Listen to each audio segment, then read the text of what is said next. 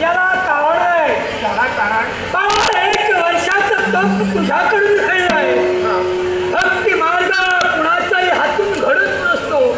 त्याचा देवाचा छायाचा आहे आणि देवाचा छाया तुझ्या जीवनात तू केले आणि म्हणूनच माझ्या या शिष्याचं हित व्हावं जेणेकरून या माझ्या शिष्याकरवी परोपकार घडला जावा ही एक मनोमनी इच्छा या गुरुची आहे आणि म्हणून तुझ्या हातून भक्ती मार्गाचा प्रसार व्हावा ही एक इच्छा या गुरुची आहे म्हटलं.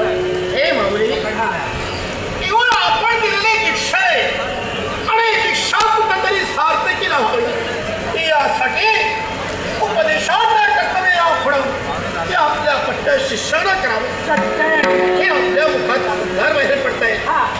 आपल्या वाढीनुसार वागण्याची कृती हा आपला स्वीकार अवश्य तुझ्यावर पूर्णतः विश्वास आमचा आहे आणि तो विश्वास तू कधी बोल ठरविणार नाही एवढा आत्मविश्वास या गुरुचा आहे.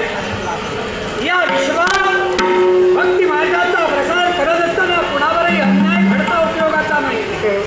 जे मार्गाच्या दिशेनं जातात त्यांना सदमार्गाच्या दिशेनं आणण्याचं कर्तव्य तुला करायचं आहे. काही हरकत नाही आणि म्हणूनच त्याच्या पुढे तुला काय करायचं नाही काय सगळे केलं तो भक्ती मार्गाचा प्रसार करत असताना या विश्वास उपदेश करत असताना कुठं तुला गुरुची भिन्नता भासली कुठं तुला गुरुची आठवण आली कुठं कोणता नेट जवळ आहे तुला समजलं नसेल तर एकच खरं म्हटलंय.